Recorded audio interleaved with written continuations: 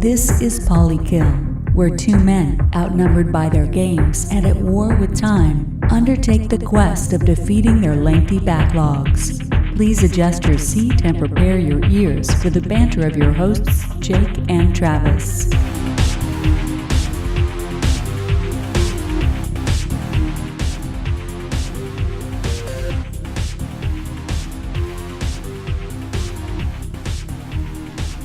Hello once again, everybody, and welcome to an all-new episode of the Polykill podcast. As always, we're your hosts. I'm Travis, and sitting across from the baritone wonder, Jake. Hello, Jake. Hello, Trav. How's it going? Good. If you're new to the show, this is the podcast where we talk about beating video games, collecting video games, buying them, selling them, the whole shtick about video games and impressions, fun little things that we do, play stupid games. It's a good fun.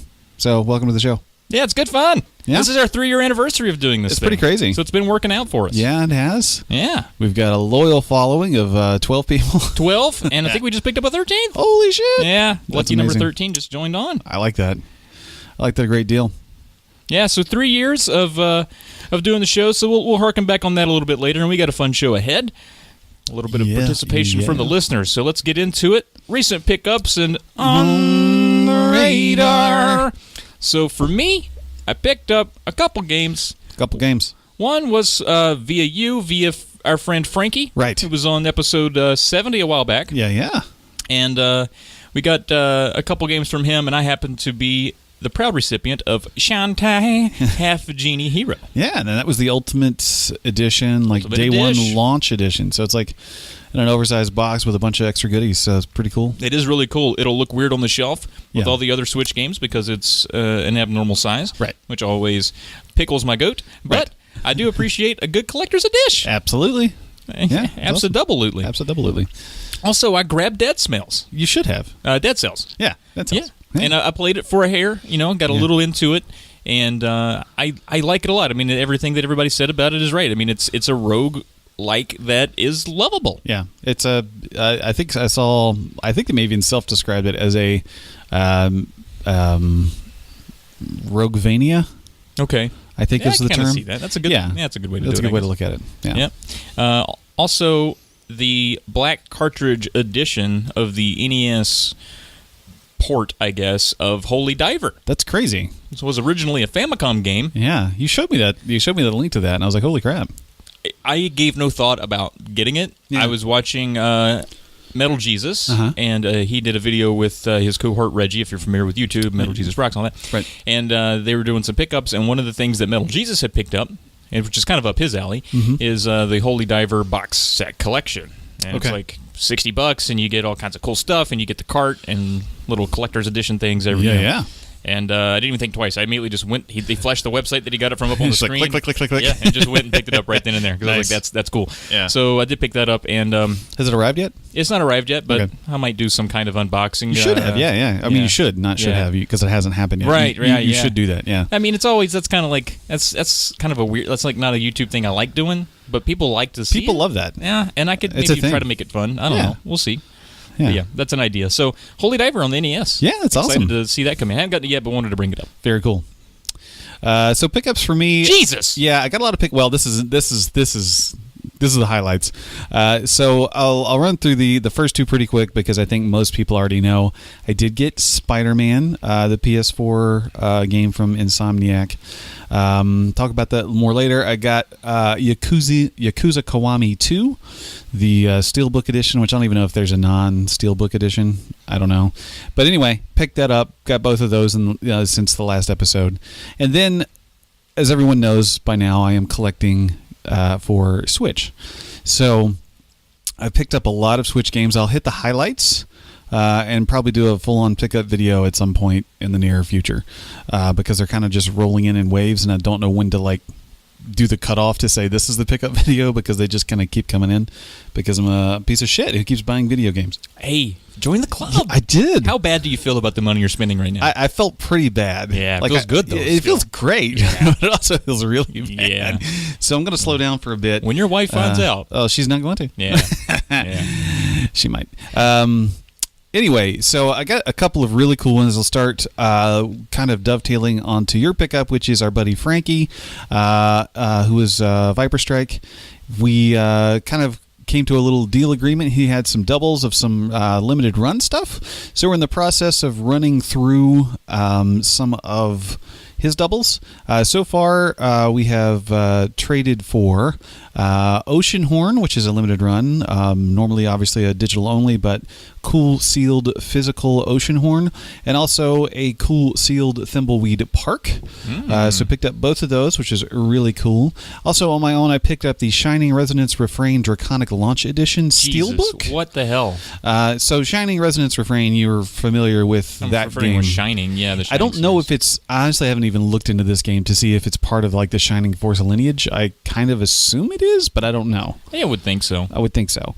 But yeah, I haven't even looked into that to verify. Shining Resonance Refrain Draconic Launch Edition Steelbook. Right. That's so much. That's so many words. I was at Best Buy, saw it for $50, and I was like, I don't really want to spend $50 on it. And then I found it on eBay for $30, so I was like, that's more reasonable. What's the craze with the Steelbook? Why do we like that? I don't know. Why do we like a good hard book? I don't know. Why not a plum bum book? To be fair, this isn't really a book. It's more of a sleeve. So it's like there's a steel sleeve, and then the normal switch case slides inside of it. Was the name of the name of a band? It should be Steel Sleeve, yeah. Steel Sleeve. I also got Sonic Mania Plus. No, that's a good one. So I did get that one. So you've not played a lot of Sonic in your day. No, I played Sonic on Game Gear, and I've dabbled in various Sonic games. This is kind of all the 2D ones. I've never dabbled in a 3D one at all. A lot of those aren't worth it. Yeah, couple, but I played Sonic CD back in the day for a minute at a friend's house, but yeah, very. Low bar of entry for me. It's sort of an ultimate, sort of definitive, like it's come to terms with itself on Sonic Mania Plus. Yeah, you'll enjoy it. I'm sure I will. Yeah. Last but not least, I picked up the Count Lucanor Signature Edition from Signature Edition Games, who also is kind of like a limited run style company who does physical editions of cool games. They did the Dead Cells physical edition and things like that. But the Count Lucanor, I have no idea about this game. As far as I know, it's not even on the eShop. I've looked. I don't think it's on there. But I saw it on the Signature Edition website, and it was sold out. And I was like, oh, that's crazy. So I looked on eBay, and they were going for like, $150, $120. I was like, shit, I'll never get that. And I kept scrolling, and I found to buy it now for $60.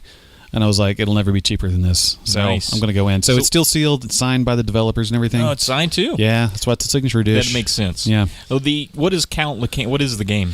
It is I would say it's sort of a 2D, like Zelda-style horror adventure game. I like that. Yeah, it looks really cool. It kind of reminds me of like, you remember Home horror? Did you ever play that, Home? I played Gone Home. This is just called Home. Did you ever play, what was that? Oh, man, Jasper Byrne made it. I can't remember the name of the game. Fuck. No. Jasper Byrne. Just look it up. Jasper Byrne game. Okay. And Black you'll Hills, feel fun. is that a thing? No. Jasper Fire? No. What? Jasper. Wyoming woman accused of starting a fire? Boy, this is Google bad. didn't help us at all. I think it's Jasper Byrne. B-Y-R. Oh, B-Y-R. N-E. That helps. Hold on. Burn. Jasper Byrne. I'm going to look this up live because I care. Lone Survivor. Have you ever played that? Nope. Okay. It looks something like that, but in a more free-roaming sense. Anyway, I have no idea what this game's going to be, but I'm pretty excited to get it. What game are we even talking about? The Count Lucanor. Oh, right. Yeah.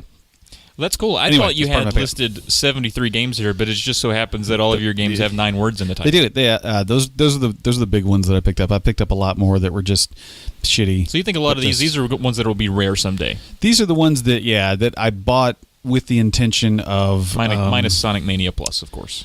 Yeah, exactly. That one's going to be around, but like the rest of these are, I guess what I would say.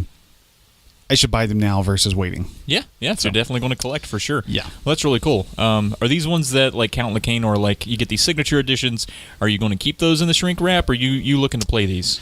I'm not entirely sure yet. I think I'll probably open them. Yeah. It's better to get that out of the way, because the longer you hold on to it, the less you're going to want to open it. Exactly. And then at some point, it's like, what's the point of owning something you're not going to play? Right. Yeah. And I don't plan on like flipping any of these. Mm-hmm. So, Yeah. Right. I mean, it could happen. Right. It could happen if it ended up with a double in a trade or if a your wife lot finds or out. something. Right. Yeah. No, she knows. But like, seriously, like the longer they stay in the shrink wrap, and then the more like taboo it becomes to open it. Right. And so I have a couple games that are still in the shrink wrap, but they were like Fire Cell Super Nintendo sports games, but I still can't come to terms with opening it. That's funny. Because it's like they've been there for 25 years. Why bother now? Yeah, and they're not great games. I don't really want to play them. But it's that whole thing, like, don't want to mess that up. Don't want to break that seal. Like the Thimbleweed Park, I probably won't open because I actually bought that digitally, like, as soon as I got my Switch. So I'll probably just leave that in the plastic. And that's one I think have you played that? I played it a little bit. Yeah. I want to play it, so. Okay. All right, well, that pretty much wraps up pickups. A little longer than we usually go there on pickups. But what's on our radar What's here? on the radar? Next 2 weeks, September 10th through the 23rd of... It's identical for both of us. It is. Same old game. Not many games coming out in the next 2 weeks. But it is hitting that time of year where we're getting those big drops. It's starting to roll in. We got Spider-Man last week, and then one for this 2 weeks will be Shadow of the Tomb Raider. Yeah.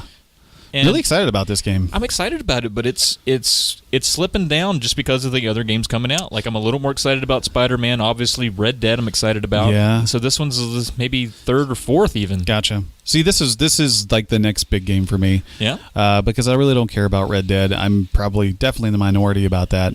I'll probably get Red Dead at some point, but it's not a priority for me at all. Man, I'd much rather play Shadow of the Tomb Raider than Red Dead. Really? Okay. Yeah. No, it's fair. I mean, it's just those open worlds, man. They just terrify me, and they just, on top of everything else, they're just such a time suck. It's like, well, I'm in the Old West. What should I do? Should I go lasso a coyote? Should I go gamble? Should I go bang a whore? It's like, good God, I have too much to do. What I like about the Tomb Raider games is like it's just go do this thing. Well, once you start it, you'll finish it. Is the thing about the Tomb Raider game. Absolutely. And then absolutely Red Dead, maybe not. Yeah. But that's I just Red Dead. I'm drawn to that world. I want to be in the West. Sure. Why aren't there more Western games? I bring this up all the time. Don't know. It's an easy excuse to shoot people.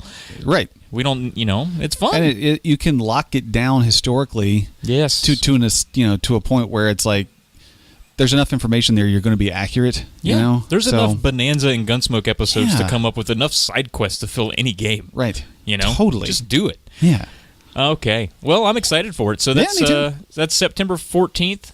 Yeah. On all the big ones except for Switch, obviously. So you got the PS4, Xbox One, and PC. All coming out the same day, not staggered a year like That's that pretty cool. time. That's pretty cool, yeah. I'll be getting this on Xbox because it'll have the 1X enhancements, and I'm pretty jazzed about that. Yeah, this game, I mean... it's going to be pretty. The Crystal Dynamics folks, they know how to do... They're getting better at hair. So much better at hair. Boy, hair looks Tress good. effects. Woo. Baby. Hot dog. Baby. What happened last time? Let's check it out. Previously on Polykill, Trav picks up Breath of the Wild and begins his never-ending journey through the gloriously open land of Hyrule, while Jake goes hard as a mother on the Switch by trying to collect them all. Trav finally gets through Double Dragon 2 and Streets of Rage with a little help and puts a bow on Mario Rabbids Kingdom Battle. Jake goes cruising on the N64 and finishes the awesome adventures of Captain Spirit. The episode wraps up with a strong appreciation for the Nintendo Switch as the hosts discuss games they love and games they want next for the topic of discussion. And we're back. All right. Well, last episode was a lot of fun. I enjoyed that one a lot. Yeah, it was a good one. Yeah. I liked it a lot. It was a lot of fun. You beat some cruising games there. I did. I beat 4 games. That was pretty cool. That's true. Me and our friend Mickey bro upped a couple classics. Yeah, he did. Yeah, Double Dragon in there. That was a big one. That's a massive one. That was fun. Yeah. Glad you were there for that. See that go down. And, of course, Streets of Rage. That was a fun time. No doubt. So, yeah, that was it was a really good episode talking about the Switch. And clearly you're still high on the Switch. You're still high on it. Still hoarding those bad boys. Hoarding them. I haven't really touched my Switch much in the last 2 weeks. It's tragic. We'll get into this a little bit. Let's just go ahead and segue into complete games. Let's do it. Been a little busy at work. Yeah. And when I'm busy at work, I get stressed. And when I get stressed, I get kind of down on myself. And when I get down on myself, all I want to do is watch football and masturbate. Sure. And so I didn't get to play a lot of games. Yeah. But it's tragic. Yeah. So here on the NES, I beat maybe one of the worst sabotages I've seen in a long time. It's really bad. Just... which adds up with your other activities. Yes, it's true. It does. And it's not even obviously joust, but it is joust. It is joust. Yeah, you knew it. Yeah. Joust or gist. Whatever. You get the gist. I get the gist. Are you familiar with joust there, Jake? I know very little about it. I know it's like one of the older NES games, Sure, right? Was it one of the black box ones? It wasn't a black box game, but it is an arcade port. You know? So it's you're riding maybe an ostrich Pegasus. Okay. I don't know, but you have a lance. You have a lance. That's all you need for a joust game. Yes. To my knowledge, it's just a big old like phallic lance. Big old phallic lance. To poke another man with. Yeah. And the premises of the game is you kind of tap A and float around on your Pegasus ostrich bird. Okay. And you want to get higher than other Pegasus ostrich birds and touch them. Oh. And if you're higher than they are, okay, they die. And then they drop an egg. And you have to go get the egg, because if you wait too long, another one will come by and turn into another Pegasus ostrich bird. This is not anything at all like Joust used to be. No, it used to be more about horses. This is about horses and and mud. A lot of mud. Yeah. And occasionally, the dude that died, what's his name? Yeah. There's a lot of those. I think I know you're thinking Heath Ledger. William Hefner? Heath Ledger. Yeah. Yeah. He The Knight's Tale. Yeah. That's my Joust callback movie. Right. That's Sure. what I think about. Sure. But no, this is not that. This is more like, ostrich bird Pegasus Joust. That's a weird one, man. Real old time. How long did it take you to beat this one? Oh, it's maybe an hour. See, I use the Nintendo Age beat rule, so if you're not familiar with the way I roll, maybe a lot of people don't know. I don't even know if you know. I know a little bit. But Nintendo Age does a thing, that's a website, nintendoage.com, very Nintendo-oriented, and Sure. they do these campaigns yearly where it's, can Nintendo Age beat this entire gaming library over the course of a year? Okay. And they do it for all the big Nintendo consoles. Okay. And they have a list of rules, and so there are some games, especially in the NES era, that are just high-score games. Okay. But Right. maybe the stages repeat after a while, so they'll give you, like, if you get to this level, we're considering it a win. Okay. And so theirs was, I think, 14 or 6, maybe 16, I can't remember.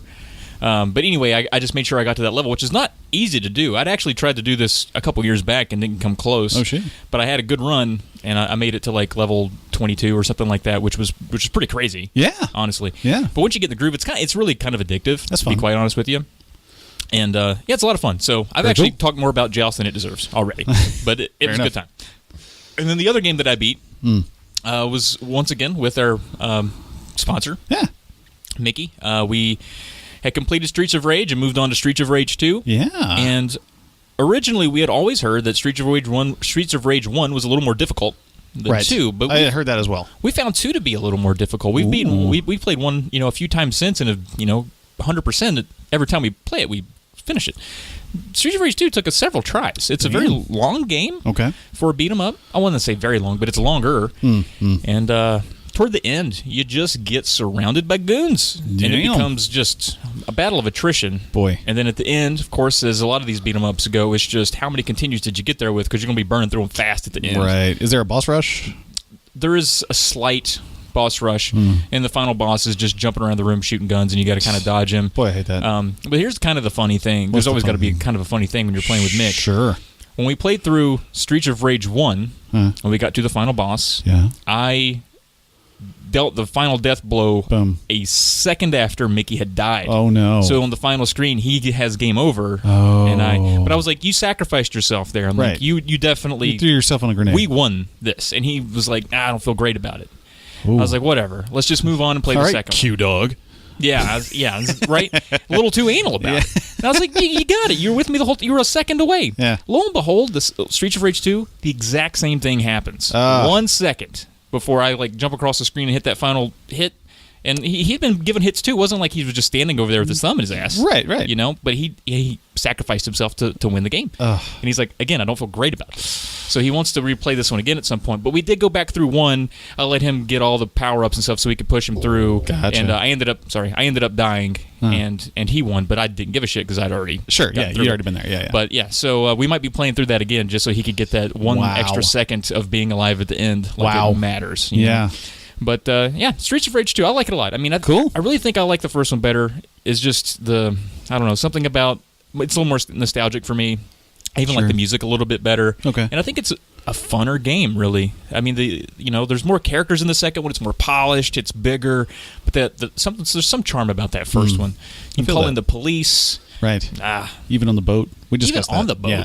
Like, what the hell? Crazy. Yeah, well. Those are the 2 games I beat, though, just in Streets of Rage 2. There you go. Yeah. Very Did nice. you beat, Jake? I didn't beat anything. What? Yeah. I had another one of those spells where I sort of just... I didn't, focus down on anything in particular because I I'll get to that in a little bit, but like I played a lot of Dead Cells, I played a lot of Octopath, and then like I got the Yakuza Kiwami 2 Steelbook, and that made me want to play Yakuza Kiwami, so I could finish that, so I could play the new one I just got, and then Spider-Man just came out, so like I was a little more erratic in the choices of games. It wasn't for lack of playing. Right. Now, I played a lot of video games in the last 2 weeks. I just didn't beat anything to completion. Sometimes when you come away with nothing, it's because you didn't get time to play anything. It's true. But here we're seeing you sticking you're sticking your hands in a lot of pies. I was going to say patties, and that's not. You don't ever stick your hand in a patty of anything. Well, a rice patty maybe. It's just going to get wet. Yeah, that's true. No disease. It's not that gross. No. Right. Thinking about you not beating games, and you have in your hand in a lot of different patties. Right. I'm concerned about one of your New Year's resolutions, which was to beat one of those big RPGs. It is one of my big ones. Are we getting closer? I mean, will it be Octopath? I'm not going to count Octopath because when I made the resolution, I had a very specific set of RPGs in mind. You're not even going to count. I was going to let it go, but I'm not going to do that. No, I'm going to be somewhat strict on myself here. I have a few games like I want to beat Spider-Man before anything else, mainly just because the web is going to be awash with spoilers. Yeah, the and uncle people dies. Talking about it. Heard about that. Knew that going in. Okay. So in general, I just want to make sure I sort of get that out of the way and still have fun with the game. And obviously, I'm not just going to just beat it so I can go on the internet. But just beat it. Yeah. But anyway, my point is that I definitely plan to focus down on that after these waves of games. And which do you think you'll focus on? I'm going to just feel it out. I'm going to pop them in, see what I'm feeling, and roll with it. Okay. Yeah. I'm thinking you're looking right at Witcher because you got. I'm definitely not looking at Witcher. You're not looking at Witcher. No, I mean it's on the list, but that's not where my brain went. Really, man, you got to knock that one out, baby. I know, if not now, then never. Without this resolution, you'll have no impetus. You're going to move on to better games. I mean, you'll never go back. Probably. All right, we'll see. Well, let's take it into the Just Beat It. Just Beat It. Polykillers. Just beat it. There's two here. Yeah, we got two. We didn't get anybody just go nuts on us. It's been a 2 weeks where everyone's done what I've done. Yeah, we had a few people moving around. We had a few people busy. I mean, you didn't beat anything. It's just been a dry time for a little bit back dry. to school for some people, maybe. Right. See, that's a big thing. And so we didn't get any of those big old beaters come through. But we got a few people here, so I'll start. We'll go with Musty Hobbit. Good to see him back on the beat train. Yeah. Finally finished Final Fantasy 3 or 6, whatever it is. He beat that one. Detroit Become Human and DuckTales, a game about a duck whose entire Tinder profile is a lie. Boy, that seems right. Telling him DuckTales. Yep. Mm-hmm. Entire Tinder profile. Woohoo. Yeah. All right. Our next is Miles and Catherine at Flock of Nerds. They finished Flower, which is a lovely game. I don't know anything about it. It came out originally on the PS3 and made its way to PS4 very early in the PS4 life cycle. It's made by that game company who made Journey. Okay. But it's more of a very serene and somewhat zen experience where you play as a this entity thing that helps flowers grow, and you just kind of go with the wind, and you go from level to level helping flowers grow. It's very cool. Are you pollen? You're not necessarily pollen. Okay. It's a little different than that, but there's no real narrative. You kind of described what pollen does. It definitely, I think that's the impetus, but it doesn't look like pollen.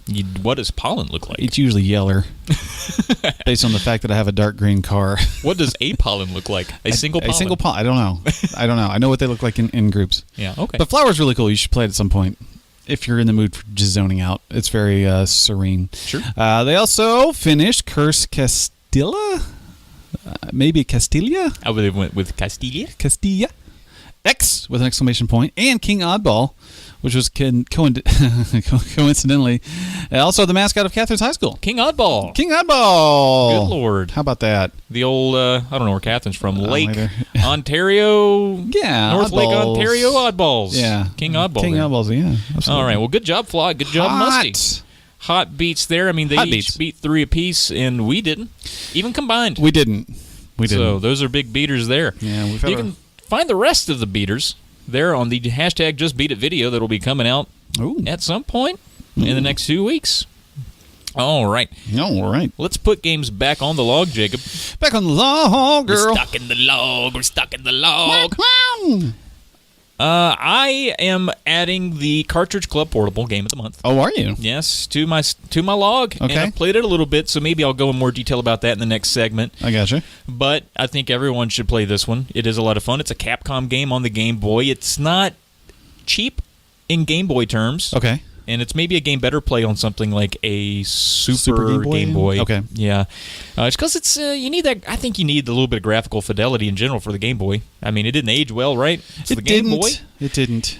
But hey, I'm excited to play that one. And also Dragon Warrior 3 on the NES. I've started that. I don't even know why. I just needed a podcast game. Okay. And so that Dragon was... Warrior 3? Now, this is a recent pickup for you, right? Dragon Warrior 3? It's not too recent. Maybe a year ago. Now, I did pick up 4 recently. That's what I was thinking. Yeah, I got 4 from Scott at VG Collectaholic there in Chicago at Cartridge Con. I also picked up Gargoyle's Quest 2 from him on the NES. So these are kind of loosely related to that. That's cool. But I told you I'd started playing Dragon Warrior 2, and I had read up a little bit. I'd heard wind. You know how I do. I do. You hear the wind. I put my ear to the ground and listen for the wind, and I learned... That sounds like a Billy Joel song. Because it doesn't Listen to the wind. Wait a minute, that's Springsteen. That was more Springsteen. Yeah. Listen to the wind. That was even more Springsteen. Yeah, it's just him getting older. We went the whole career of Springsteen. So I learned that too. People say that's hard. You can get into it and then get stuck. And I will. You will get stuck. I will do that. So I was like, let's move on. Bind right up. And I feel like this was one that I have complete in box, and I spent a little bit on it. Yeah. So I feel like I need to play through it. I'm liking it so far. I mean, it's standard Dragon Warrior. Yeah, and it's a lot of fun. Cool. So I'll talk a little bit more about it maybe in the next segment. But those are the 2 for me that I'm restocking my log with. Cool. The Cartridge Club Portable Game of the Month, Gargoyle's Quest, and Dragon Warrior 3. And just so everyone knows, the other Cartridge Club Game of the Month this month is Doom 2016. That's a good one. Everybody should play that if you have not. Always. Both always Jake and I have already. Yeah, you got to play it. You got to play it. It's so good. For my restocking log, I just put Superman. No, Spider-Man. I mean, it was an attempt at a sabotage, right? It's okay. Okay. It's okay. It worked. Yeah. It worked. But yeah, I mean, I'll talk about it, I guess, probably more here than anywhere because I've spent the least amount of time with that than anything else that I've played. But it's great. The hype is real. It's fantastic. So people were concerned. I don't know why. On the internet. I don't know why. They saw a screenshot. They saw the puddle thing. And they said, I mean, I could see a difference in the 2 screenshots, obviously. Right. But does it matter? No. And there's no difference. I don't think it matters to me. No, it doesn't. It would never There's matter. so many factors. I would play that game on the Super Game Boy. They shrunk the puddles. That's all that happened. They made the puddles smaller, and the screenshots were at different times of day. That's literally all that happened. Okay. If you say so. It's fine. Gorgeous. I believe it. It's gorgeous. I mean, the lighting effects in the city look good. Everything looked great. Day-night cycle's nice. Mm-hmm. It's very cool. Now, how's it getting around that city? It's big? Oh, so big. So big. Which is not always a good thing. It's not, but I feel like the way they have outlined the objectives in the game is very manageable. Because there's little different, things that you can do that are like side questy, and then there are like a lot of things that you can just find. Like collectibles. Like backpacks. I heard that was a thing. The backpack thing is really cool because what it does, it's like, because when you're playing in this game, you're finding backpacks from high school, and there's like a lot of old Spider-Man memories in these backpacks. And it's just, there's really nothing to it. What do you mean by that? Like you'll find an old web shooter that you used to use. So it's just like a collectible. So in this game, you've been Spider-Man a while? I mean, do you want me to... I'm just to go. Yeah, you don't have to. I'm just by saying that. It's like you're finding right. your old. You're not teenage Spider-Man. Okay, that's all you need to say. Yeah. Okay, cool. But the story is so far fantastic. I love the way they're doing the story. I'm not going to talk about any story points, but I was very, very pleasantly surprised about the way the game began and the whole setup. That's great. I'm really excited about how this is going. Now, do you have any indication of how long this game takes? I think around 22 hours for like just a full playthrough. I don't know about a completionist run. Maybe with some extras on the side. Right. It's probably going to be bigger than that. Okay. And you're going to spend a lot of time just swinging around because it's so freaking fun. Yeah. What's the combat like? Very Arkham. Yes. Very Arkham. But you get finishing moves. Oh. And they're always context sensitive. So like, depending on what the enemy has, like if they have a weapon, your finishing move is going to be a little different depending on where you are when you... context sensitive. Yeah. Oh, I thought you said contact sensitive. No, context. Okay, cool. Yeah. So Well, there's a lot of different finishers. Do you think you've seen most of them, or you're surprised every time? I think I've seen a lot of them, but at the same point, they're always cool to watch. That's awesome. Yeah, they like slow down and give you new camera angles and lots of zoom and cool stuff. Nice. Very cool. Very cool. Now, is there any multiplayer component to this There's game at all? zero multiplayer component. They didn't even shoehorn anything in there. They did not try that. Thank God. Yeah, it's all just slinging webs, getting the bad guys. Like, I will spoil one small thing. It's not a spoiler. You just said it was. I did. I realized I said spoil. But, like, as to be expected, there's little crimes that happen throughout the city. Yeah. And you can go fight those crimes at will. Yeah. So, like, they're just got little random events. Like, sometimes it's a burglary, sometimes it's a drug deal or a carjacking or something like that. Well, the carjacking ones are really cool because, like, you can see, like, the police chasing the car down through the city, and you swing down there, and then you land on top of the car, and these guys are sticking their heads out trying to shoot you. Yeah. And, like, you're riding on top of the car, and it's, like, a really close angle, and you just hop down and, like, web them to the side of the car, and then hop off and, like, shoot your web on the back of the car and stop it. It's just so That's cool. fun. It's so fun. That sounds like it could be like just one piece of the game, but you're saying that those are happening all the time. They're happening all the time. That's really cool. All right, Super man. cool game. Yeah, it sounds fun. Really excited about it. I can't wait to play Superman. Okay, so if you're a Superman, you should reach out to Caltech then. Boy, what a transition. This episode is sponsored by Calton Technologies, LLC. Caltech focuses on product development in robotics, web apps, mobile apps, home automation, or some combination of the above. To learn more or to start a conversation about your future product or idea, send an email to info@cowden.tech. That is info@cowden.tech. Hot. And if you like what you're hearing so far, make sure to subscribe to our YouTube channel over at youtube.com/Polykill Podcast. We put the audio version of the podcast up there as well as some original video content. If you listen on iTunes or Podbean or Podcatcher or Podcast app X1000, whatever podcast app you're using, give us a like, give us a rating, leave us a comment. We love it. We're on Spotify. You can also follow our podcast there. If you want to drop us a line at any point, you can send an email over to polykillpodcast@gmail.com. You can find all of our content at polykill.com. You can also see our stuff over on the Cartridge Club website. That is cartridgeclub.org.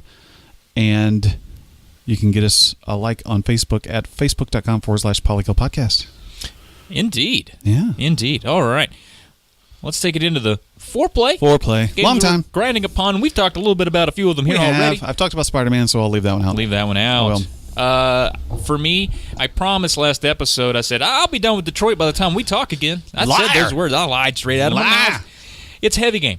Not terribly heavy in the sense of it's not heavy like it's not even heavy like a Telltale game. It's not even heavy like Life is Strange, really. Okay.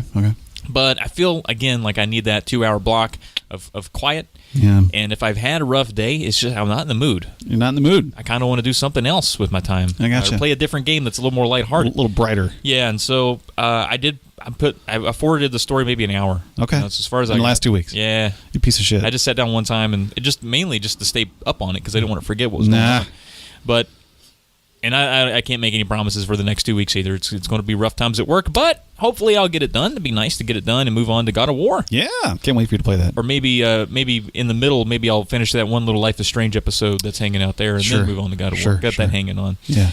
But yeah, that's it. I mean, I'm liking it still. The story's really good. And I'm getting to where later in the game the story segments are a little longer and a little more layered and a little more intricate.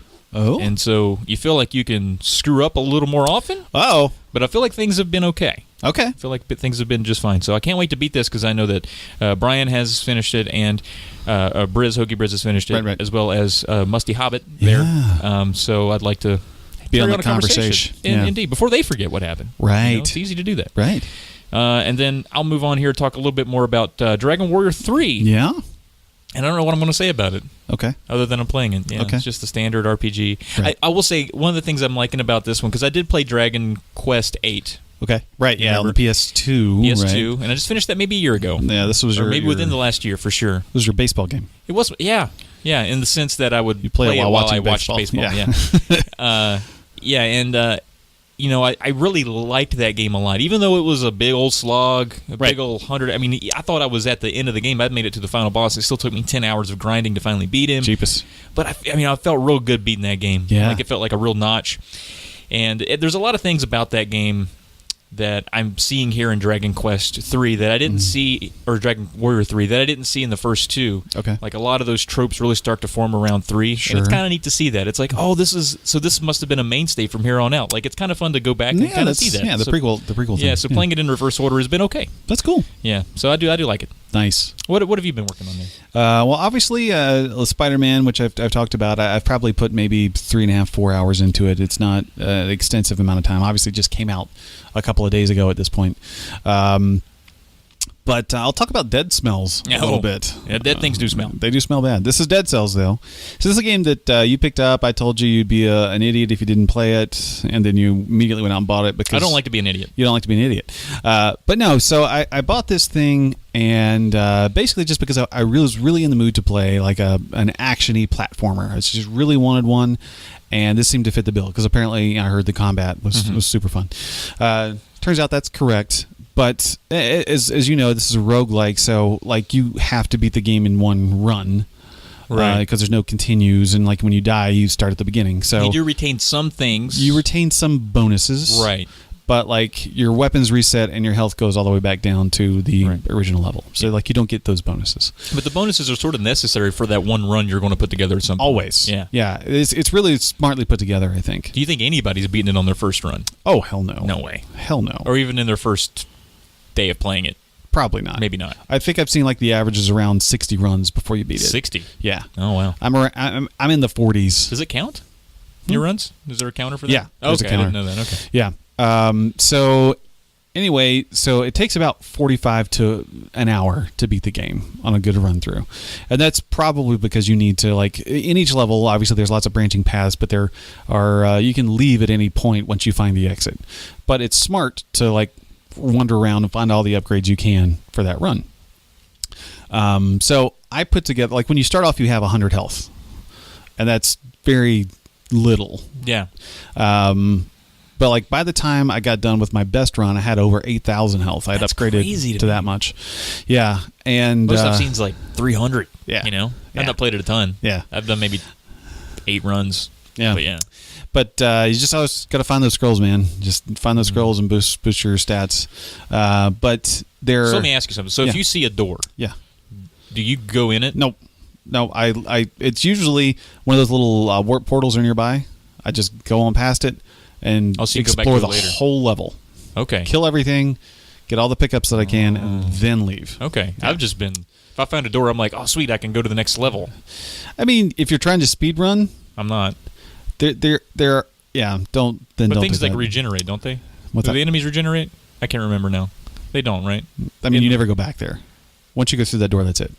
Well, I just mean, like, if you're playing through a map, and then... Oh, no, they'd stay dead. They do stay dead? I couldn't remember. Yeah. Okay. But anyway, yeah, so I got to the penultimate level, but just completely got lost in it and then died. Too big? It's massive. Like, there's tons of doors. Because, like, once you get to the Silt Village, which is the first level after the concierge boss, you have these little doors you can go through. It just says cross. And you go in them.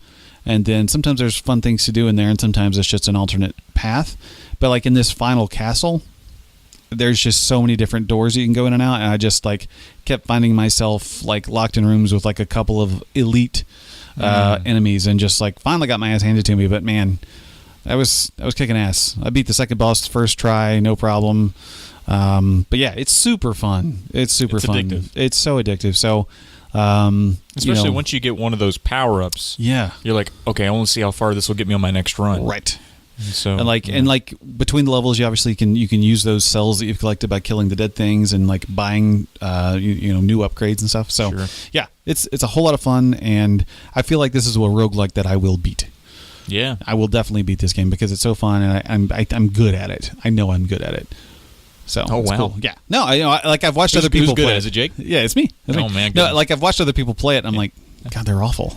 Maybe they're still on the review copy. It was their first day. They just needed to get it out. No, I'm talking about streamer people. Oh, you're the best then. What are you streaming? Not the best. What are you streaming? I know. I really thought about it, but I have it on Switch, so that'd be complicated. We could do it. We could set it up. We could do it. That's weird. Well, anyway, that's cool. I'm glad you're having fun with it. Everyone So should play it. you're saying next episode you'll have it beat. I'm not saying that because I really don't know.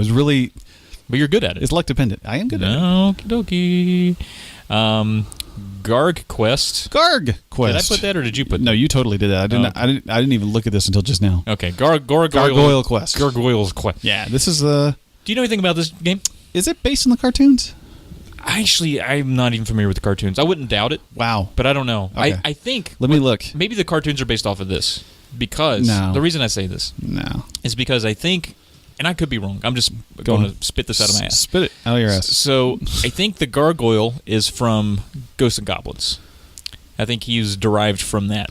And then the gargoyle Firebrand, gets his own game. And so he gets Gargoyle's Quest on the Game Boy, Gargoyle's Quest 2 on the NES, and then Demon's Crest, which I played and beat through last summer on the Super Nintendo. I know what you did last summer. You do. And these games are sort of like a mix of platforming RPG. Okay. And so there is an overworld, a classic overworld, where you go town to town, and talk to people, or talk to other beings or monsters or whatever. Yeah, whatever. It's NPCs. And you get an idea of where you need to go, and they sort of give you some clues and hints. Yeah. And then when the action gets in there, it sort of has a sort of a random encounter. Okay. Thing. So that's part of the game. Is when you're traveling place to place, you get random encounters. It morphs you into this 2D thing, right? Where you kill a couple things, do little fights. Yeah, do a little fight, beat it, and keep moving. But then if you get to like where you're supposed to be going, like a tower or a castle, the whole thing again switches to that 2D platformer. Gotcha. And it's sort of it's not so much a platformer as it is a hoverer. You have wings. Oh, okay. On your gargoyle, That's so fun. you got a little meter of how long you can hover. So you're just kind of hovering around there and shooting stuff with the different weapons that you've upgraded. Gotcha. And it's a lot of fun. It feels like an ambitious Game Boy game. It I'll does. Say that about it sounds it. Yeah. And it is a lot of fun. Like it's a very once you get, I think at the very beginning it's a little tough because once you die you got to start back at the beginning. But once you get your wheels under you and you start to get to some save locations and stuff like that, gotcha. You get your feet under you. It's a lot of fun. Very cool. Yeah. So I'm enjoying it. It sounds a little bit like Adventures in Link, a little bit like Zelda 2-ish. Slightly. Yeah. Okay. Similar recipe. A little more linear. Okay. I think. But yeah, it's a lot of fun. Very cool. And then the other thing for me, dude. I mean, you're back to it. Tis the season. It's the season. Yeah. Back on my shit. Yeah, you are. Yeah. Playing that NCAA football 2014. On brand. I am still the mod of the subreddit. That's awesome. And we just crested 4,000 peeps. That's crazy. I do nothing on that subreddit. There's another guy that helps me out, and he does it all. That's awesome. I sometimes don't look at it for years at a time. But yeah, it's back on that. Once the football season started there, I started watching the teams play. Yeah. I got the itch. I was like, I need to get in there. And I always pick like a random, pardon if you're from Indiana, but always pick a shitty team. Pardon if you're from Indiana. Yeah. Like you didn't even say I pick Indiana. You just said I'm sorry if you're from Indiana, but I also pick a shitty team. Yeah. Indiana just beat UVA last night, so that's great. But I do like to pick a team that is usually not great in that version of the game. Sure. And then try to make them good. Okay. And so that's fun for me, man. Always. And that's what I do. And I can't stop it. You can't stop it. I can't stop it. Can't stop the feeling. Yeah. Can't fight the feeling. I told myself I wouldn't do it. And I was like, not this year. The game is so aged at this point. Sports prison, man. You gotta break out. I know, man. I just go keep back going into a little time. Get back on my shit. You do. There's no halfway house for people like me, man. There's not. No. It's all or nothing. I know. All right. Last game I played. Now this is going to be a bit of a story, but it's a fun story. So, as you know, playing Switch games, buying Switch games, doing all that stuff. Went to go see my parents.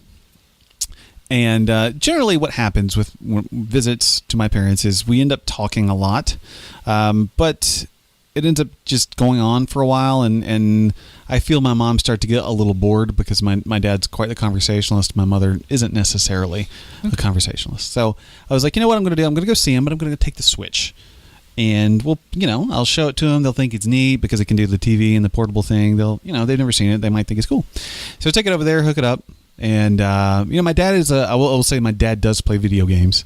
You told me, and I'm surprised at some of the games he plays. He only plays military shooters for the most part. I have bought him. He's an older guy. Yeah, he likes the Call of Duty. Yeah, he likes the Battlefield. He likes the Rainbow Six. Some games with you growing up. Not to cut you off there. You played, some GoldenEye and stuff like that with you, right? GoldenEye, a little bit of Turok, a little bit of Wayne Gretzky's 3D Hockey '98. I told that story last Christmas. I think that's really cool, though. Yeah, that your dad's it is. Into it.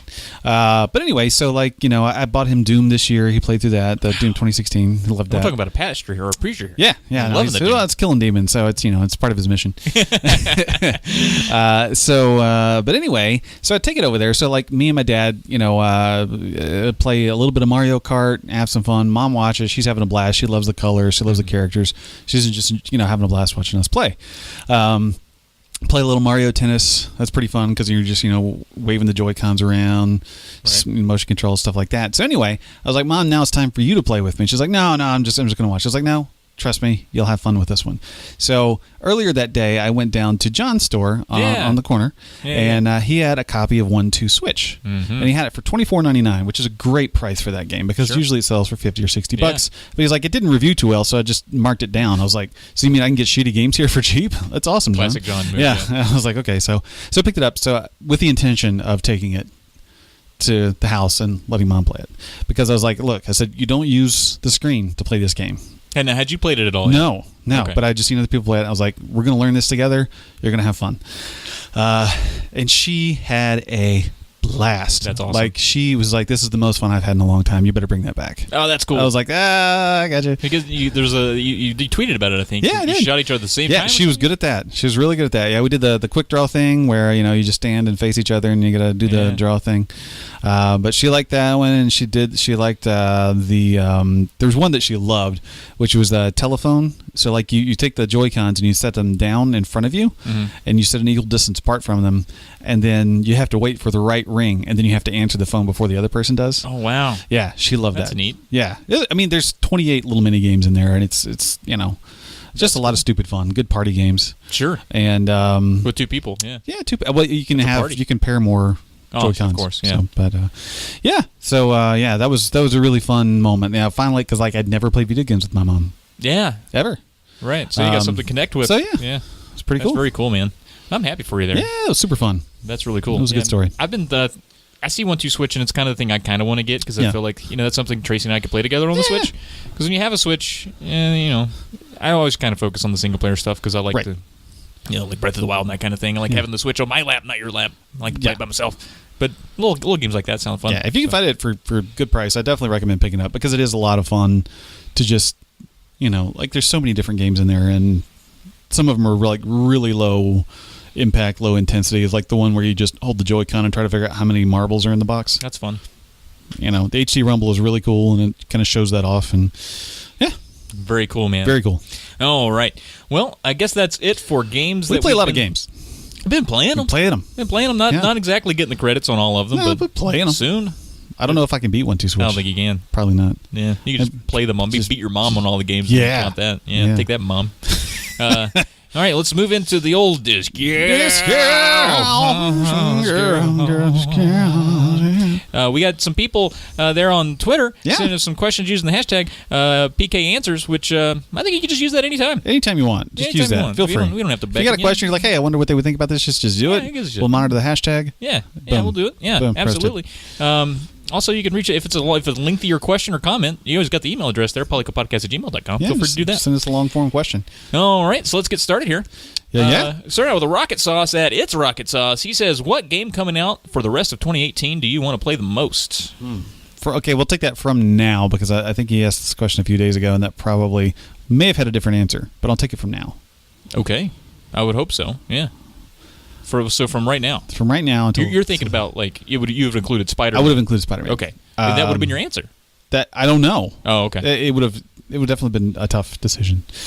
Coming out for the rest of your 2018, do you have anything off the top of your head? Yeah. I'm sure. I think I know what it is, but... Yeah, obviously it's going to be Let's Go Pikachu, Let's Go Eevee for me. You think so? No! That's hilarious, right? If it were? That would be great. That's not me. That's not you. No.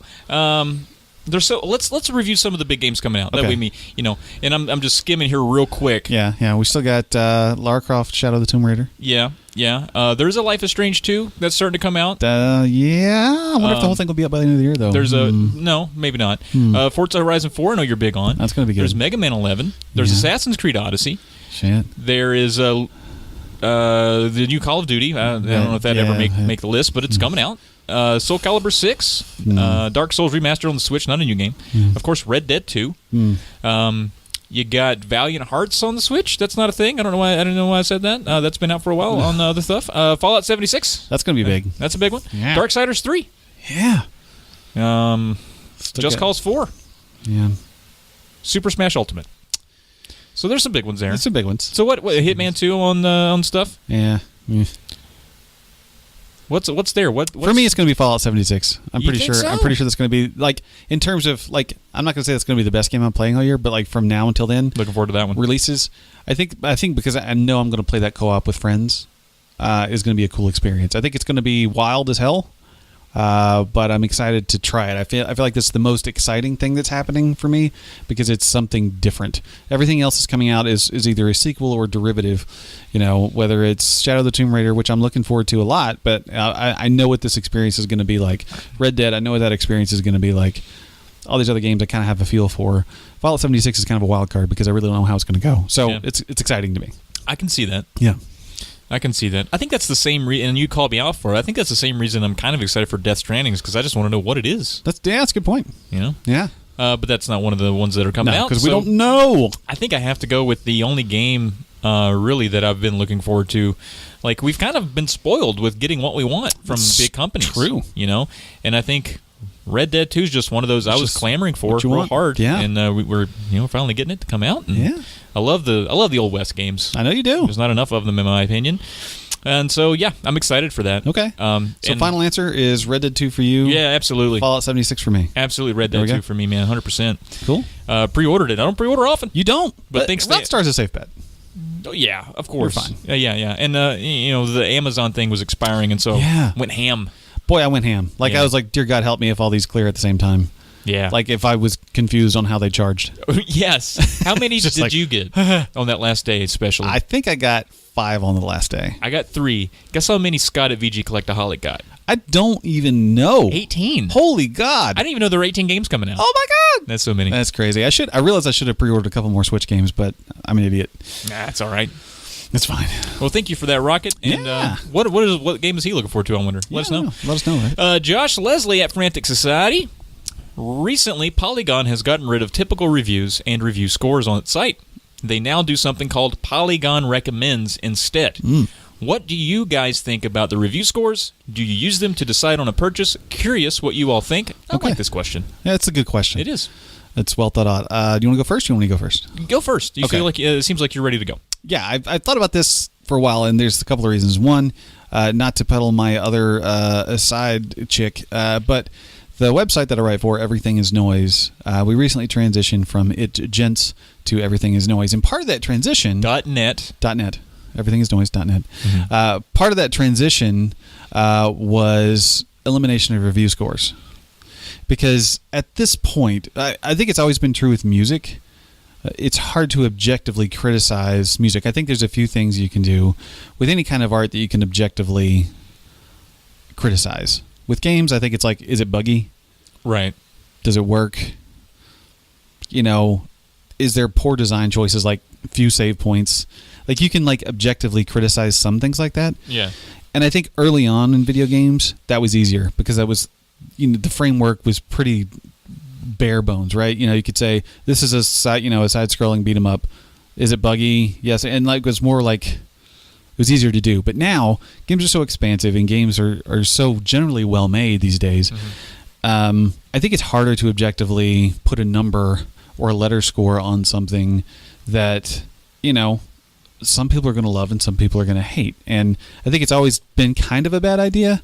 And it was always more used for box quotes and to generate sales figures and good for press and stuff because it's easy to look at and say, oh, IGN gave it an 8.7 or whatever.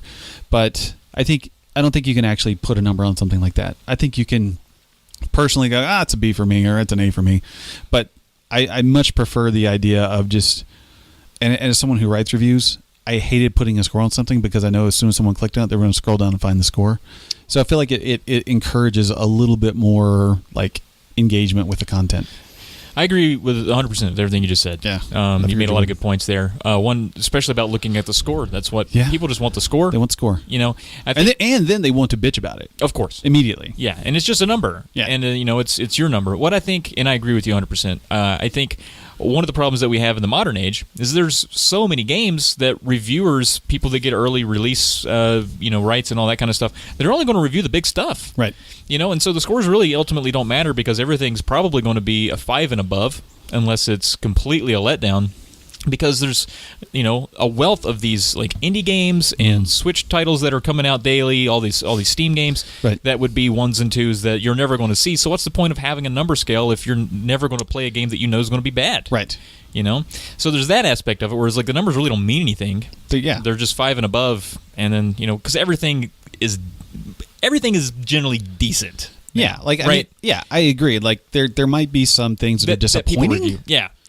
But I don't think there's anything horrible anymore. Right. I mean, it's rare. Yeah. And especially if it's worth reviewing, it's probably going to be decent in general. Unless it's just, maybe an Andromeda is an exception, but even that's a 5. That's 6. a disappointment, though, right? Yeah, it's a disappointment. It's not like completely, unplayable game. Garbage. It's not completely triple. So, yeah, the numbers really have always meant less and less as time has gone on. Yeah. And another thing is, like, I think attaching yourself, and I think one of the problems with Polygon Recommends is that I think you don't know who that person is recommending it. I think you want to find a trusted reviewer, a trusted source to stick with. Exactly. So one of the things there's 2 places I go for reviews, maybe 3, and it really depends on who is writing it for one of them. So I really like the Easy Allies guys, and I trust them, and I found that their opinion is pretty much in line with mine. I think that's important, is to find someone who it's sort consistent of for reflects your tastes. Yeah. Or at least, even if they don't reflect your taste, if you're consistently coming to them and you're like, well, they're usually a little higher on this than I am, but that's your barometer. Right. It's not just a number. It's like, oh, I agree with them about this. Or they make, you watch the review and they make a few points. It's not, So that's one thing. They still give a number, but I feel like I'm attached to them. And I'm used to how they operate, and so if they give something a 3, I'm like, that's probably playable for me. Yeah. If they give it a 5 and gush about it, I'm probably going to like it. And you're saying out of 5, not out of 10, right? They do out of 5. Okay. Yeah. Okay. Well, they actually moved to 10 recently. They did. They used to do just stars. Yeah, you're right.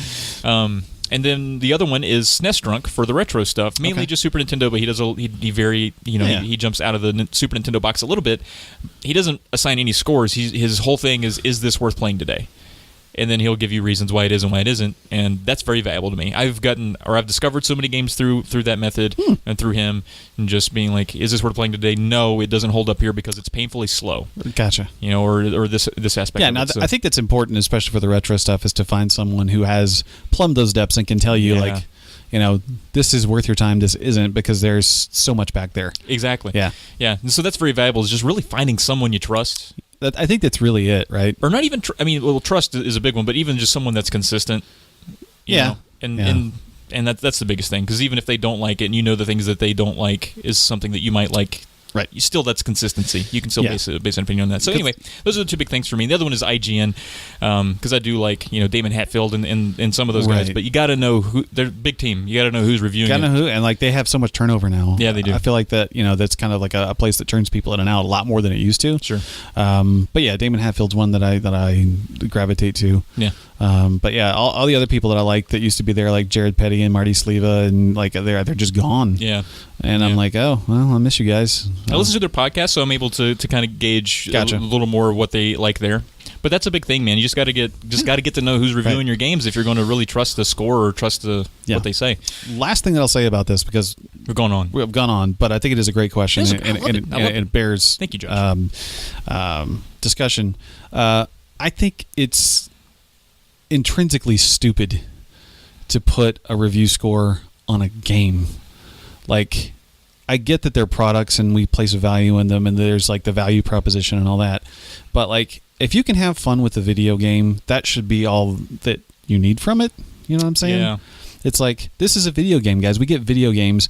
Why are we whining about, like, when Jim Sterling gave Breath of the Wild like a 7 out of 10 and it dropped the Metacritic score down by a few points and people went wild and like started DDoSing his website. It's like, you're stupid. It didn't hurt the sales of that game. Did not hurt the sales of this game. People still love this game. Yeah. But you just want to whine about something. And I think that any opportunity you can take away from people to whine about something is a positive move in my book. Yeah, and just to quickly move to Josh's second question, because we didn't touch on it too much, was do you use them to decide on a purchase? No.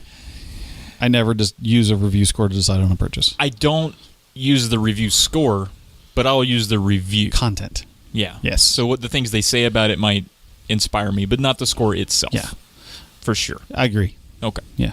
All right, let's move on to the third question here from Kevin at Buried on Mars. Yeah. Your job just gave you a surprise 3 days off to rest and recuperate. That sounds awesome. What do you do with those 3 days? The easy answer here is going to be play video games. Right, that's a very simple answer. Then that would be the thing I would probably do. But let's take video games out of it for fun, because it's an easy answer. What would you do? What's your first thing? If I had 3 days off to rest and recuperate, in which most other responsibilities in life were also met, or at least ignored. Ignorable. Yeah, ignorable.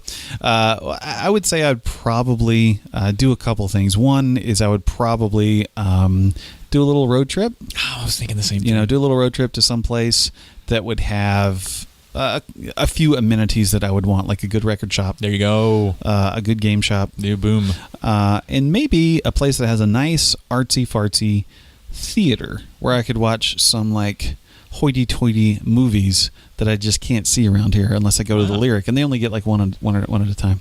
But like an old, I don't know, one of those theaters in New York that just shows Criterion films or something. Yeah. And just have a real posh theater experience where I watch like French subtitled films. And I feel like we're growing apart. I don't know. I just really want to do that for some reason. I've had that stuck in my craw for the last few months. I just want to go watch something really high art. I don't know why. No, that's cool. I mean, you've got an itch, scratch it. But for me, I think I'm in line with you there. Go on a road trip, and not even, it doesn't have to be with a destination in mind. Honestly, I sometimes just wander. We're here in the beautiful hills of Southwest Virginia. Lovely place. And it is.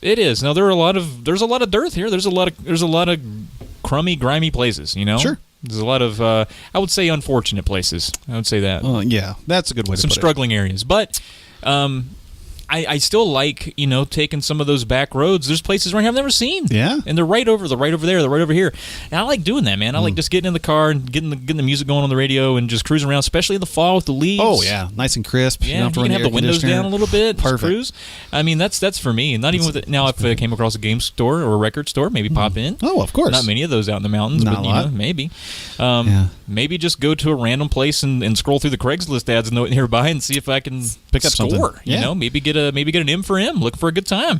You never know. Yeah, no, I'm just kidding about that part. But no, of course. No, I think that's a big thing though. Getting out of the house really is the big thing. Yeah. Like I've had that itch for a bit, so I need to. Like I've taken a few little trips here. I guess last week I went to a festival with metal and beer. That was fun to get out of the house. It was exhausting. That's a thing too. It was exhausting. Because but my original idea was like, I'd like to go for a hike, but I'm like, he specifically said rest and recuperate, and I don't know if I want to come back from a big old hike and just go back to work after those 3 days. Yeah. I think I just want to go run around and relax. All right, Agreed. So next up, good old JD from the Play and Listen podcast, which is now on hiatus. I know. I talked to him about that the other day. That's sad, but it was a good while it lasted. I loved it. And they're not, go back through them all. Yeah, just so much music. there. It's so much good stuff. Yeah. So he asks, where's my Collect Call episode? Yeah, he wants to know that. And so for maybe those of you in the not know, there's a couple seasons of Collect Call, what we call Collect Calls, where I Skype called collectors and interviewed them about their collection, their collecting habits. It was a lot of fun. I met a lot of cool people. Yeah, you did. Rick from Game Value Now, he and I are tight. He runs a website that I check daily, hourly, maybe even. Sometimes. I got to meet just reach for my phone. Just reach for your phone to check it. Got to talk to Scott, VG Collectaholic, the Q Dog. SNES Drunk was on there once. That was crazy. Wonderful. So yeah, there was a lot of cool stuff, but it was a lot of work, to be honest with you. And my personality, I get real nervous just Skyping people, especially like people that I look up to, like SNES Drunk, I really value his stuff, and I was super nervous for that. Doesn't need to be. You see, he's such a cool dude, but You know, it's still awkward. Yeah, I had just warm diarrhea for hours leading up to it. Just didn't want to sit just down. Just a pool of diarrhea forming in your stomach. Yeah, like he sent me a message that was like, "Hey man, I'm gonna be about 15 minutes late," and I loved it. I was like, "Oh thank God," because I got to go again. So. But yeah, so all the ones that we've done are there on the website, polykill.com. And I don't know that there will be more anytime soon. I haven't really thought about it. There's some other content ideas we want to do with videos and stuff. And so hopefully we can replace the collect call cavity with something else. Yeah. But yeah, thanks for asking. I'm glad you enjoyed them. Yeah. All right, next up, Frankie Viperstrike. Frankie. All right, so this is a good question. This is one that you'll love. Yeah, for sure. So Halloween is coming. Y'all's favorite horror flick to boot up around this time of year? Oh man, I love some good ones. Now I also love really shitty ones. I just hate the ones in the middle. Like that's my stance with horror movies. Oh, the ones that just... I love the trashy, horrible ones, and I love the fantastic ones. But if you fall anywhere in between that, I hate it. They're so easy, and so there's so many of them. Now for you, and I'm expecting something artsy fartsy here, or something that I've never heard of. Maybe something that's all in subtitles. What is if someone's like, name a good horror flick for me to go watch? What do you tell them? Well, I mean, I guess there's various iterations of horror, but like a big one for me is The Thing, the John Carpenter's The Thing. That's a good one. I love that. I also love the original Day of the Dead. Okay. I also really love The Omen, the first one from like 1976, I guess. From the 70s, yeah. And Exorcist is pretty good. I mean, that's classic. That's a classic. You got to get that in there. You got to go within there. I really like the Evil Dead series. Really? Those are fun. Those are fun. Yeah. Right. They're intentionally goofy and fun and gross. Yeah. I really like the first Saw. I think that's a fantastic movie. I think Saw's good. I really was at the time surprised by it, and I still have good memories of it. People poo-poo that all the time, but I'm like, why? I mean, the franchise as a whole kind of jumped the shark and liquefied pigs many times. Yeah. But I really like that first one. I like it was nice and claustrophobic. It was creepy. I think a random pick for me, one that I think everyone should watch if they haven't, is Frailty. With Matthew McConaughey and Powers Booth. All right. Powers Booth passed away a couple years back. Oh, it's super tragic. And then what's his name? The other guy who just died was in Burt that Reynolds. too. Nope, not that one. Man, he was in everything. I hate myself for forgetting him. David Bowie. Nope. He was in Aliens. He was in Predator. He was... Oh, John Hamm. Nope, none of those. Paxton. Bill Paxton. Yeah, Bill Paxton, Matthew McConaughey, Powers Booth. It's a movie everyone should watch. Okay. Yeah. For me, I know I love a lot of them. I think the one that's just classic for me and really set the stage for the horror movies ever since. I know what this is. It's John Carpenter's Halloween. Halloween, you love it. And even Halloween 2. I thought they were really good. Yeah, are you excited for the new one? No. Really? Leave it alone. The first one was great. It's going to retcon 2 on. I know. That's good. It's a direct sequel to the first one. I get it. But I liked 2 as well. That. I thought the direct sequel was really okay. I thought it was good. But nothing really tops that first one. There's just so much mystique at the end, and it's very, very believable, I think. And that's what it loses after that. Yeah, I can see that. The first one's very scary because it's like, you don't know that he's immortal at this point. Right. And you feel kind of safe at the end. Yeah. But you don't because there's a little thing at the end that makes you think maybe not. Oh, no.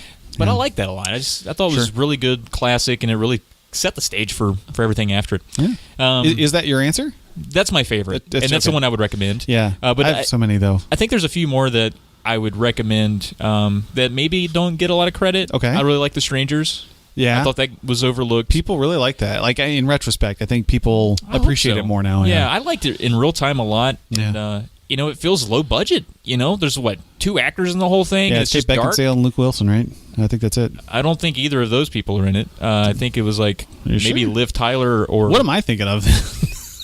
Because I know I've seen those 2 people in a horror movie. But go on. Yeah, I think it's Liv Tyler or... yeah, you're right. Yeah, and the other guy. The other guy, yeah. I don't know his name. But I think that's a good one. Basically, these people... Vacancy is what I was thinking about. Okay.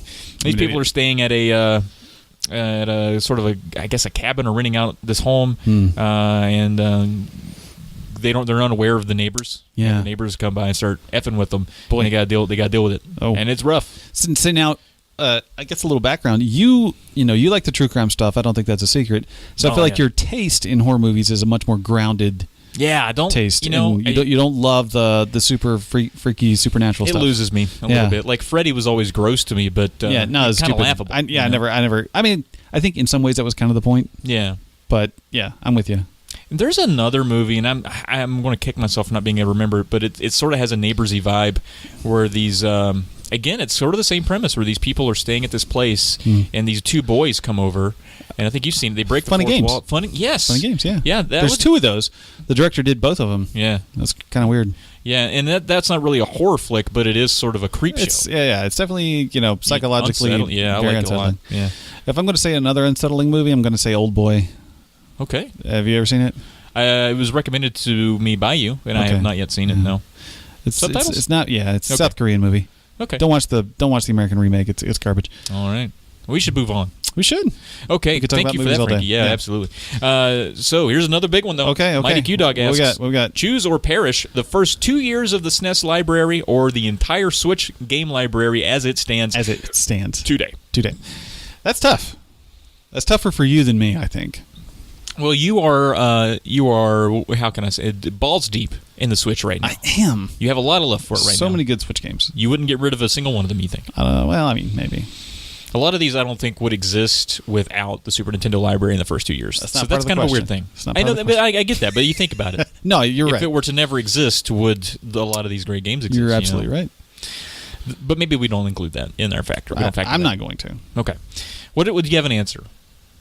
I have an answer. Okay, let's hear it. And it is, I would take the Switch library. You would take it. I would. And the reason being is my experience with the Super Nintendo is very limited. Mm-hmm. Like, I had one, but I got it pretty late in the cycle, and I also never had a whole lot of games with it. I think the only games I can think of that I ever had was NBA Jam Tournament Edition, Street Fighter 2 Turbo, Killer Instinct. I think that's it. I think those are the only SNES games I ever had growing up. Okay, you could have done better. Could have done better, and that's somewhat of the fault of my own. But obviously since then I've had more exposure to the library, and if later I played Link to the Past and Super Mario World and things like that, and I really appreciate it. Super Metroid, so have you.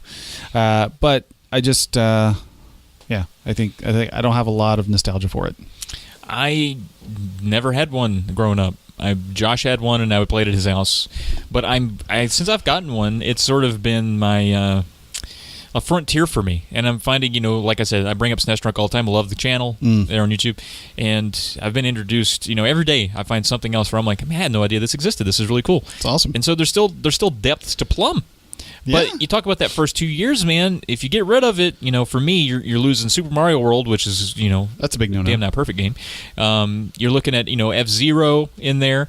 There's a lot of ports that came in that time that I'm reluctant to count because they are ports, but you do have things like Final Fight on there. You're looking at ActRaiser, one of my favorites. The Final Fantasy series really takes off there with 2 and 3. Super Castlevania 4's right there, I like that. The East 3 that I liked is right up in that, up in that 2-year scrunt, if you will, right up there, mashed up against it. Scrunted. Contra 3, Alien Wars, maybe one of the best, visually striking Contras that we got. Legend of Zelda: Link to the Past. That's a mass mammoth. That's a big one. That's a doozle. Need I even say more at this point? Soul Blazer, one of my favorite games. Turtles in Time. Of course, that was a port. Super Mario Kart, very first one. Yeah. You'd lose it. I don't know, man. I have a hard time, saying, you would take the Switch over that. I like the Switch a lot. Sure. But you don't have as many games as I do, so you can't say. I certainly don't. I'm generally aware of what's out there. Just being a dick. But yeah, I gotta think, man. I might nix that Switch library and hang on to what is tried and true. Okay. But it's great that we have different answers, I think. Oh yeah. So it was a good question. Yeah. That's great. Thank you, Eric, for that. That was good. Yeah. All right. Well, it's been 3 years, Jacob. That's crazy, man. Isn't it? That means we've known each other for 3 years and like 6 months. That's the funny part. Yeah. That's the funny part about this whole friendship. It's hilarious. Is that it's pretty much predicated on this podcast. 100%. For the most part. I mean, obviously we hit it off enough for us to do this. Yeah. Yeah. But yeah. And it's not like the podcast is an excuse to hang out. We hang out. Right, regardless. socially, yeah. And so we've maintained this all the way through, and we kind of take a gamble trying to commit to something like this. We're saying true. We're going to do it every 2 weeks for however long we can make it last. Right. And did you think 3 years? Did you think this was 3 years? I don't know that I put that much thought into it. Yeah. I was just like in the moment. I was like, "Hey, do you want to do a podcast about beating games?" And you were emphatically in agreement with it. Yeah. And then I just didn't think about. Well, I wonder how long we're going to do this now. Like it never. I don't know. Did that cross your mind? Did you think that through? I feel like you did, probably, because you're that kind of guy. You're a through thinker man. I don't know if I'm a through thinker man, but I was like, that's the dumbest thing I've ever said. A through thinker man? Yeah. I just went with it. I didn't even notice it was ridiculous until just now. It's so stupid. Yeah. I feel like a lot of things that I start with people tend to fizzle out. Like anytime, me and a buddy are like, we should do this, and then we do it a little bit, and we should hike, or we should go skiing, and you buy thousands of dollars of equipment and then never do it, or do it once. Exactly, and so this is one thing that I'm proud of, mainly because of the dedication that we have to it. I think it speaks to a couple of things. One is our dedication to do this, and two is just we love the subject matter.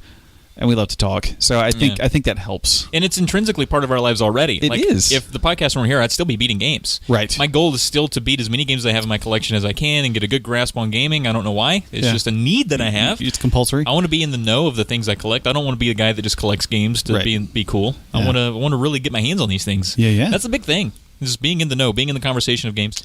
And this helps. This is a bit of a motivation to do that. Sure. So this is good. So let's recap a little bit of that last year. So we closed off Kilter at some point. We had that going. We did. And we did maybe 3 or 4 more after the year, and then we put it on hiatus. Will we bring that back? I could see, maybe bringing that back at some point. I don't know if it would be quite as regimented in terms of, release schedule, because, it got a little... I don't know. It got a little stale. It got a little hard to come up with things to talk about, and in a weird way, we have plenty to talk about, but I feel like we both like a bit more structure to the content that we create. Yeah. We're not just let's turn the mics on and see what happens. We're like, no, we have to have a plan, and I think that got a little tiresome with the off kilters. Yeah, and it required a little bit of participation from people, and that started to fizzle a little bit. I mean, depending on the topic, it was harder to get certain things. I really thought injuries, people would be all over that, but we basically had to go out and hurt people to get them to send us stories. Yeah, it was pretty rough. But yeah, I mean, they were fun. I'm with you. Maybe every now and again, with no schedule in mind, pull one out. It doesn't hurt to do that. But I think kind of as maybe a reaction to that, or maybe it's something else entirely. I feel like even on the mainline Polykills, we've went off topic a little bit more in the last year than we used to. With the questions, we're talking about underwear and ham and sandwiches a little bit more. So it's I think maybe that's sort of... We've loosened up a bit here. Loosened it up a bit. And I would say, and maybe it's just, maybe it's natural that it happens, but I think obviously we've gotten a lot better, and I think we've taken a giant step, even recently, but especially in the last year. I think we're a little more relaxed. You listen to us and you can tell that we're a little more used to doing this. And we're a little better at it, I think. I mean, we're good conversationalists in general, I think. I don't know that is. But we're both through thinker man. We're through thinker man, but I would never qualify us as good. But I think we are palatable. I think we can be acceptable. Can't be hurt. We also so some of the things that we did with some genre dives. We did, and those are always fun. They're fun, but they also get a little tough because you're inevitably going to miss something that somebody wants to talk about. If we talk about JRPGs, I'm obviously going to leave something out. Talk about shooters. It's tough to make that compelling, I think. Yeah, but even though I think the response to those in general were pretty positive. I think people like some of them. Yeah. It's just it requires a lot more effort than we want to put into this. Yeah, when we're busy, we try to just ask us questions, because that'll be easy to do. We went on forever about these questions, so maybe it's something that we continue to do. Yeah, bring it back occasionally. Yeah, so we had some guests. We had JD playing Listen on. Yeah, always good to have him on. I'd like to have him back. He's got a good voice, man. Yeah, he's good for this. Real deep JD voice there. Really deep. We also had Diego on there, and of course Diego is absent from Twitter these days, but.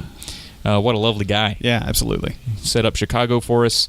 And we had Hokey Briz finally made an appearance. Yeah, he's been around a couple of times. Yeah, he did the special guest, and then immediately after that was just the guy. Right. He was just on. We had the Q Dogs, both of them. Yeah, that was super cool. Said that never happened to them before. Know. I felt honored that we were, we were the ones. Took the show on the road. Got to Chicago. We did. That was fun. Missed you there, obviously. That was a sad time. We did live for 69 episodes. That was super fun. I like doing that. You need to do that more, I think. Yeah, now it's a different spin on the show. It is. It's a little more fun house. A little more pressure. A little more goof. I don't know. It's kind of the same. Yeah, I feel like when you know someone's watching you in the moment, you want to be more entertaining. So you want to be more entertaining, but also like I care so much about being right in the moment that like if something comes with details I'm not sure about, I just don't go there. Sure. For some reason. But like for some reason with you, I'm okay with just being like, Super Mario, there's no hats in the game. Like I'll just say that. Like what's going to happen to me? Yeah. Who's going to punch you now? Right. So there's things like that. I'm just a little more loose without it. But I think we should do it again. I mean, we did get a lot of people on there. You know, that was fun. Yeah. It No, was fun to see it was people super come hang fun. out with us. I don't think it's something we'd do all the time because I think it would wear out. Yeah. But by making it like a special thing, people kind of show up and it's fun. It's fun Make it to do an that event. stuff. Absolutely. All right. Well, do you have any big memories from the last year? You have anything you want to add about the last year? I mean, any goals for the next year? What I'll say is like I will say that I think I announced it last episode is I have beaten more games this year already. So I think that's part of the podcast. That's kind of a big milestone. Sure. Beaten more games already. In terms of content, I've liked having the guests on. I think we should continue to do that. Mm-hmm. It's fun to sort of mix it up. But in general, this year has just gone by so damn fast. That's like quick. I feel like it's here we are, literally 9 or 10 days into September, and I can't believe what has happened.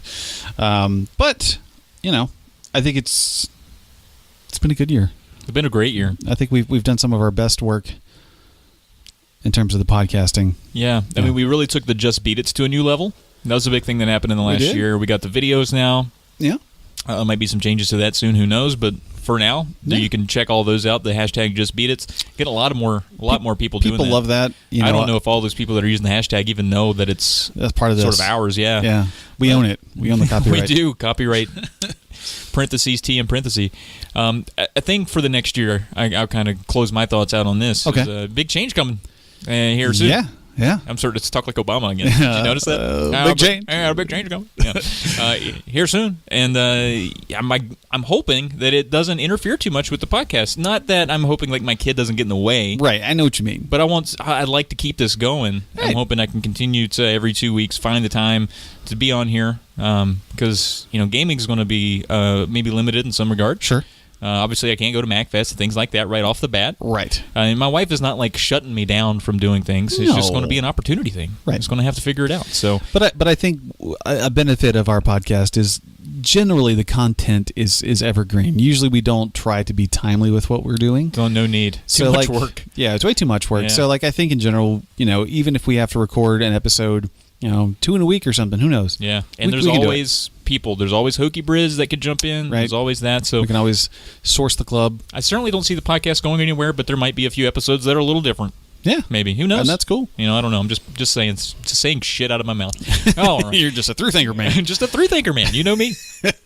All right. Does that do it for the episode? Yeah, I think it does it. All right. Well, happy 3 years, Jake. And thanks to everyone who chipped in questions there. Again, anytime. Hashtag PK Answers or hit us up on the email if it's a lengthy one. We don't give a shit. No shits are good. No, I don't give a shit. And use the hashtag Just Beat It. Check out the Just Beat It videos and all that stuff. So for... I'm Trav. You can find me on Twitter at Trav Plays Games. He's Jake. Jake, sorry. I jumped in too quick there. Yeah, I'm in the Caxel and all the stuff. All right. And you can find us together at Polykill. And we'll catch you next time. Peace out. Why'd I look at the camera? Did you see that?